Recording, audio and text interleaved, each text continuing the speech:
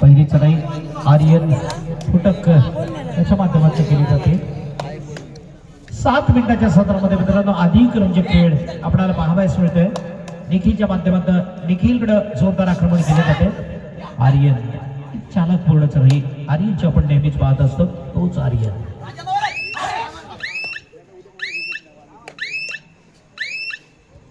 यानंतरचा सामना सागर कोटमाळा वर्सेस मांडवकरी असा होईल. दोन्ही संघांसाठी हा पहिला पुकार असेल.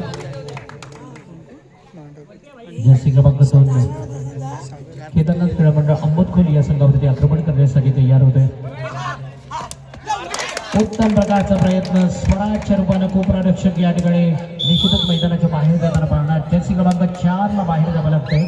आणि पुन्हा एकदा सूरज यानं पहिल्या सामन्यामध्ये अत्यंत जबरदस्त कामगिरी केली होती. कोळकेवाडी सारखा दर्जेदार संघ या स्पर्धेमधून बाहेर गेला. याला खरं कारणीभूत ठरलं होतं तो सूरज. तोच सूरज या ठिकाणी कमालीची कामगिरी करताना निखिल वरती मात्र आक्रमण करताना निखिलच्या रूपानं कोपरा उद्ध्वस्त होताना पाहतोय. एक चांगल्या प्रकारचा गुण केदारनाथ अंबोधखोली या संघासाठी. एक गुणानं सुरुवातीची नेक सुरुवात केली जाते.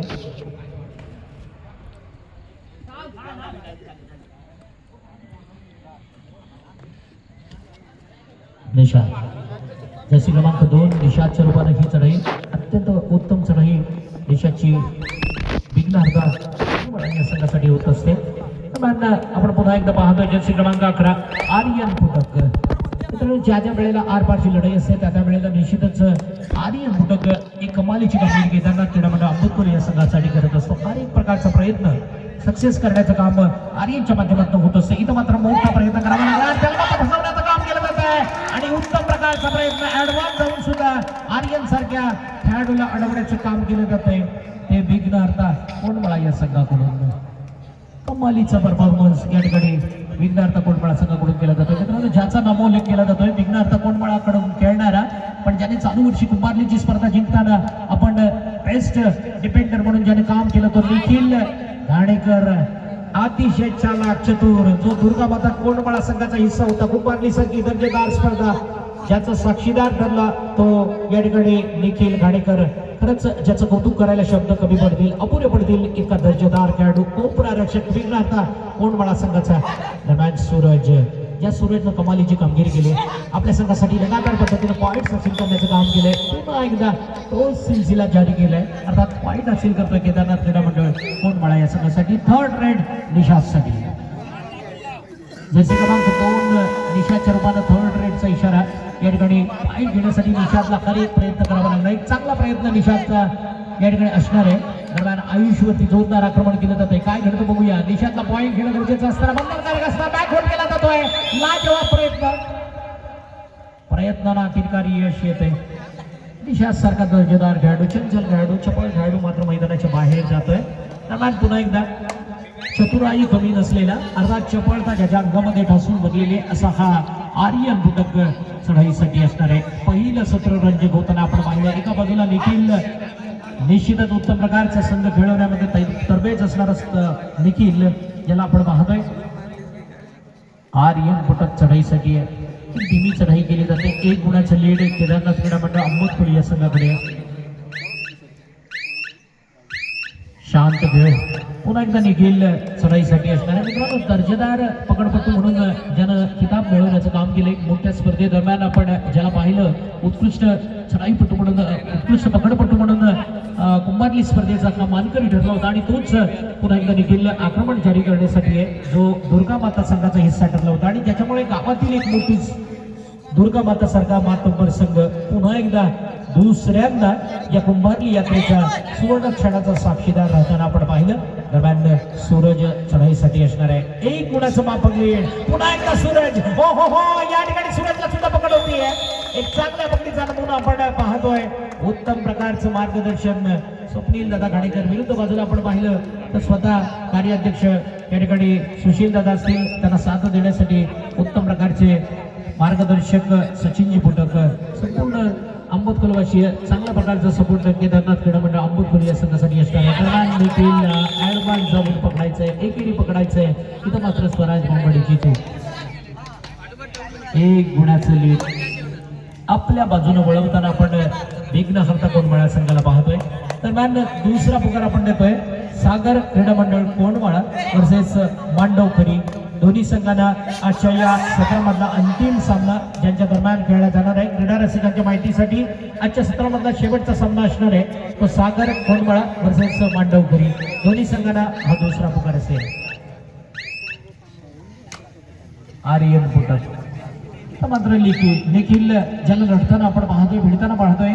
खरंच एकटा लढताना आपण विरुद्ध संघाला पाहिलं तो निखिल घाणेकरला एक उत्तम प्रकारची फाईट ज्यामध्ये चांगल्या प्रकारचं योगदान देण्याचं काम निखिलच्या माध्यमातून होत असतं. इथं मात्र पहिलं सत्र लगभग समाप्तीकडे वळताना पाहतोय. स्वराज आणि सूरज सारखा दर्जेदार खेळाडू मैदानाच्या बाहेर असताना निश्चितच निखिल आणि त्याचे सर्व सहाय्यक खेळाडू मात्र एक गुणाचं लीड माप घेऊन ही फाईट मात्र रंजक करण्याच्या दृष्टीने. आर्यन फुटक सामना मित्रांनो रंजक होणार यात शंका नाहीये. श्वास रोखून धरणारा उत्कंठावर्धक सामना या ठिकाणी होण्याची चिन्ह नाकारता येत नाहीये. आर्यन थोडासा निश्चितच स्वतःचा बॅलन्स बनवतो पण पुन्हा एकदा नियंत्रण मिळवतोय.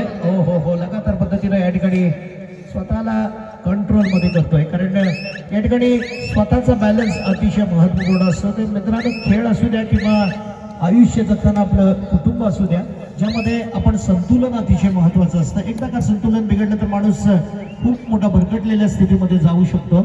आणि निश्चित या ठिकाणी निखिलला आपण पाहतोय एक गुणाचं लीड विघ्नहर्ता कोंडमाळा या संघाकडे. दोन्ही संघ मातब्बर आहेत ज्यांच्याकडे क्षमता आहे निश्चितच विजय खेचण्याची. बघूया या ठिकाणी काय घडतं कारण लगभग पहिलं सत्र समाप्तीकडे वळतंय. Third raid do or die point शिवाय पर्याय नाही. निश्चितच पॉइंट घेणं बंधनकारक असताना आर्यन फुटकला आपण पाहतोय अंबटकोला एक्सप्रेस समजलं जातं जागेमध्ये थांबवलं जातं. मित्रांनो आपल्या लक्षात आलं असेल कुंभारली यात्रेचा बेस्ट डिफेंडर उत्तरार्धाचा खेळ सुरू होतोय. अर्थात निर्णायक सत्रामध्ये आपण वळतोय. अर्थात निखिलनं आतापर्यंत एक चांगली कामगिरी केलेली आहे आणि खऱ्या अर्थानं दोन्ही मुख्य रेडर मैदानाच्या बाहेर असताना या सामन्यामध्ये मजबूत सिकंजा कसण्यासाठी मजबूत पकड निर्माण करण्यासाठी स्वतः निखिल दोन्ही क्षेत्रामध्ये उजवी कामगिरी करण्यासाठी तयार असणारा निखिल मात्र कमालीची कामगिरी करताना आपण पाहतोय निखिल घाणेकर याला. दरम्यान साऊंड मास्टरांना सुद्धा मानलं पाहिजे मित्रांनो 2:30 वाजून गेले. गाणं बघा कोणत्या वेळेला काय लावायचं याची समज होऊ शकता.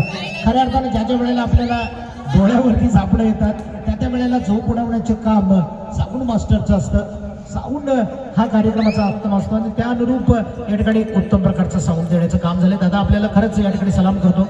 आणि पुन्हा एकदा निखिलला आपण पाहतोय चढाईच्या दरम्यान चौघांसमोर निखिल चढाई करण्याचं काम करतोय. अर्थात सार्थक रुद्राक्ष सुमित आणि आयुष हे 4 गडी मैदानात असताना एक संयमी धीमी चढाई निखिलच्या माध्यमातून केली जाते. 2 गुणांचं लीड आहे. दुसऱ्या सत्रामध्ये अंबटकोल संघाला दर्जेदार सामना या ठिकाणी करावा लागणार. एक मोठी फाईट करावी लागणार आहे. दरम्यान आयुष जर्सी क्रमांक 10 आयुष फुटकला आपण पाहिलं चढाईसाठी. आणि आता मात्र ज्याला पाठवलं जातंय तो निशा थर्ड रेड साठी एक चालाकी चतुराई चपळता ज्याच्याकडे पण निश्चितच ज्या वेळेला अशा प्रकारची चढाई करण्याची गरज होते त्या वेळेला उत्तम प्रकारची फाईट निशाच्या माध्यमातून होत असते. चकवलं जातंय फसवलं जातंय आणि अखेरकार पॉइंट हासिल केला जातोय. आपल्यावरचा दबाव चढाई करण्याची उत्तम प्रकारची फाईट करावी लागणार आहे. थर्ड रेडचा इशारा या ठिकाणी झालेला आहे आणि निश्चितच या थर्ड रेड मधून पॉइंट घेणं बंधनकारक असताना रुद्राक्ष काय करतो बघूया. मजबूत शरीर यष्टीचा हाच नाही पडतो. निश्चितच प्रयत्न त्याचा जारी आहे पॉइंट हासिल करण्यासाठी. रुद्राक्ष हा एक प्रकारचा प्रयत्न पण इथं मात्र रुद्राक्षला थांबवलं जाते. 3-7 अशी परिस्थिती. लगभग 5 मिनिटाचा कालावधी अजूनही बाकी आहे. एका बाजूला आपण पाहतोय सार्थक विरुद्ध बाजूला सुमित पालसेकर आणि निखिल अतिशय अद्भुत असं करिश्मा करण्याचं काम केलं. अर्थात एक चांगल्या प्रकारची चढाई चांगल्या प्रकारचं नियंत्रण आपल्या खेळामध्ये दाखवलं तोच निखिल. पुन्हा एकदा आक्रमण जारी करताना समोर मात्र आव्हान असणारे तर सुमित पालसेकर याचं काय घडतं बघूया. स्वतःचा बचाव करतोय तो सार्थक फुटक. दरम्यान स्वतःला मात्र या ठिकाणी पॉइंट घेण्यापासून असफलपणे माघारी येतोय तो निखिल सुमित वरती जबाबदारी येते. बघूया या जबाबदारीमधून सुमित स्वतःला सिद्ध करतो का. वाईट पाहिजे अंबतकोल संघाला आणि खऱ्या अर्थाने या ठिकाणी रिवायवल द्यायचंय एका मोठ्या खेळाडूला. बघूया काय घडतं. सुमितची खेळी उत्तम प्रकारे होती का. मध्यरक्षक म्हणून आपल्या संघासाठी बेहतरीन कामगिरी, पण इथं मात्र सुमित असफल होतोय. पुन्हा एकदा आपला जलवा दाखवण्यासाठी तयार होतोय तो विघ्नहर्ता कोंडमाळ्याचा गुणमान अष्टपैलू ऑलराऊंडर खेळाडू म्हणून ज्याला संबोधलं जातं तो निखिल घाणेकर. सार्थक फुटकला निश्चित आपली शिकार करतोय. 1 गुण आपल्या संघासाठी या ठिकाणी जमा केला जातोय. पुन्हा एकदा 4.5 मिनिटाचा खेळ बाकी आहे. डुबकी मारली जाते या ठिकाणी. निश्चितच दोघांमधलं हे द्वंद्व युद्ध अखेरकार रंगलं जातंय आणि 3-8 अशी परिस्थिती. पुन्हा एकदा सुमित पालसेकर. यावेळेला मात्र मोठी चढाई होणं गरजेचं आहे. 3-8 असा मोठा योग जुळून येतोय. आक्रमण जारी केलं जाते केदारनाथ अंबतकोल या संघाकडून. जर्सी क्रमांक 8 मजबूत देहयष्टीचा शरीर यष्टीचा सुमित पालसेकर खोलवर जावं लागतंय आणि सुमित पालसेकरला या वेळेला पकडतोय. बोनस कंप्लीट केला जातोय. 1 गुण अंबतकोल संघाच्या दिशेने. दरम्यान 3 मिनिटाचा लगभग कालावधी शिल्लक आहे. 4-11 अशी परिस्थिती. इथून मात्र एक मजबूत कमबॅक करण्यासाठी पलटवार देण्यासाठी केदारनाथ क्रीडा मंडळ अंबतकोल या संघाला जोरदार फाईट द्यावी लागणार आहे. यामध्ये निश्चितच सूरज आर्यनची कामगिरी खूप महत्वाची असणार आहे. लगभग 3 मिनिटाचा कालावधी या सत्रामधला शिल्लक असताना 4-11 एक मोठी परिस्थिती आपल्या बाजूनं निर्माण करण्याचं काम विघ्नहर्ता कोंडमाळा या संघाने केलेले आहे. बराच वेळ आर्यनला मैदानाच्या बाहेर राहावं लागलं आणि इथून मात्र आर्यनची खेळी मोठी होती का पाहायचं आहे. एक मोठा संघर्ष. निश्चितच लढत कशी असू द्या आर्यनचा हा संघर्ष हा प्रवास आपण या ठिकाणी सुंदर होताना पाहणार आहे. दरम्यान सिंगल पॉइंट घेऊन आर्यन मात्र आपल्या संघामध्ये दाखल होतोय. पुन्हा एकदा देखील 2 मिनिटं आणि 16 सेकंदाचा कालावधी शिल्लक आहे. 5-11 अशी परिस्थिती आहे. या परिस्थितीवर मात करण्यासाठी पुन्हा एकदा निखिल तयार होतो का पाहायचं आहे. बॉक्स लाईनच्या आसपास ही खेळी करताना आपण पाहतोय निदान रेषेच्या आसपास खेळी करतोय. दरम्यान निखिल मात्र आपलं आक्रमण जारी करण्यासाठी लगभग शेवटच्या 2 मिनिटाकडे हा सामना वळताना आपण पाहतोय. निर्णायक सामना. अजूनही 6 गुणांचं लीड. निश्चितच आपण पाहतोय विघ्नहर्ता कोंडमाळा संघाकडे आणि इथून मात्र आर्यन कशा प्रकारे खेळी करतो बघूया. आर्यनच्या खेळीवरती या सामन्याचं समीकरण अवलंबून राहणार आहे. बोनस कंप्लीट करतो का पाहायचंय, पण आर्यन मात्र मैदानाच्या बाहेर जातोय. बोनस कंप्लीट केला जातोय आणि थर्ड राईट 1 मिनिट आणि 27 सेकंदाचा कालावधी शिल्लक आहे. 6 गुणांचं अजूनही अंतर आहे. निश्चितच अंतर कापण्यासाठी आर्यन मात्र समाधानकारक कामगिरी करत होता, पण या वेळेला मात्र आर्यन बोनस कंप्लीट करून मैदानाच्या बाहेर गेला. अंतिम आणि शेवटचा सामना या क्रीडांगणावरचा असणार आहे. सागर कोंडमाळा वर्सेस मांडवकरी. आपल्याला विनंती असेल प्लीज आपण सामन्याच्या दृष्टीने ताबडतोब मैदानामध्ये दाखल व्हायचंय. इथं मात्र बोनस कंप्लीट केला जातोय. 1 गुण पुन्हा एकदा हासिल केला जातोय. सूरज किती पॉइंट या ठिकाणी दिला जात आहे आणि खऱ्या अर्थानं शेवटच्या मिनिटामध्ये हा खेळ होता. 8-13 अशी परिस्थिती. अजूनही 5 गुणांचं लीड असणारे ते विघ्नहर्ता कोंडमाळा या संघाकडे. निश्चितच निखिलची खेळी उत्तम झाली, ज्यानं अष्टपैलू खेळ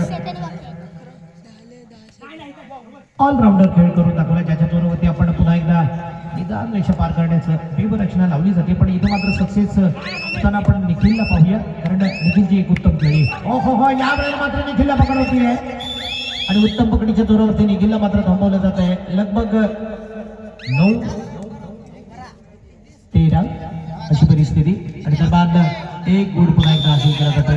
10-13 अशी परिस्थिती आहे. अखेरकार एक मोठी फाईट आपण पाहिली मित्रांनो आणि या फाईट मधून आपण एक उत्तम प्रकारचा प्रयत्न आणि लगभग 3 गुणांचं लीड विघ्नहर्ता कोंडमाळा संघाकडे. एका मोठ्या संघाला मात्र पराभवाच्या छायेत दडपावं लागते, कारण पुन्हा एकदा 2